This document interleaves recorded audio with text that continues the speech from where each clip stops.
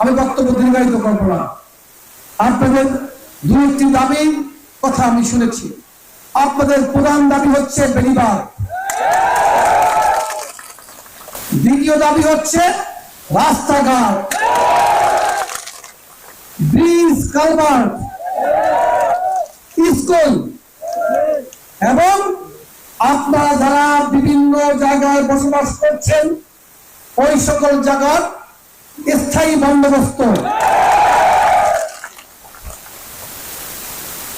আরেকটি হচ্ছে মাদক মুক্ত করা এই অঞ্চল থেকে।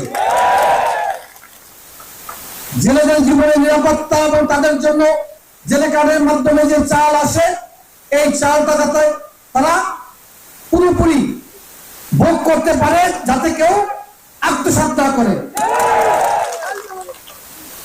ওএমএস এর চাল যাতে ডিলাররা বেশি টাকা নিতে না পারে এবং চালের পরিমাণ কম নিতে না পারে, নাকি? আরটি হচ্ছে বিভিন্ন বাজার ডাক হয়েছে, বাজারের যে মূল্য তার চেয়ে বেশি মূল্যে ডাক হয়েছে। মনপুরে কি হয়েছে আমি জানি না, কিন্তু চরপেশনে এই বাজার ডাকের কারণে দলের নাম ভাঙিয়ে অনেকে সাধারণ মানুষের উপর জুলুম করে। চরপেশনেরটা সহ বলছি, এই যে দাবি দেওয়া আপনারা করলেন, বাংলাদেশে যদি শুধু দুর্নীতিটুকু না হয়, যদি দুর্নীতি মুক্ত হয়, রাষ্ট্র থেকে যে বরাদ্দ আসবে এগুলো যদি পুরোপুরি বাস্তবায়ন করা যায়, তাহলে ইনশাল্লাহ আপনাদের সব দাবি পুরো হবে। এবং দুর্নীতির বিরুদ্ধে আপনারা যদি জিরো টলারেন্সে থাকেন, অর্থাৎ দুর্নীতির সাথে যদি আপোষ না করেন, আমিও আপোষ করবো না ইনশাল্লাহ।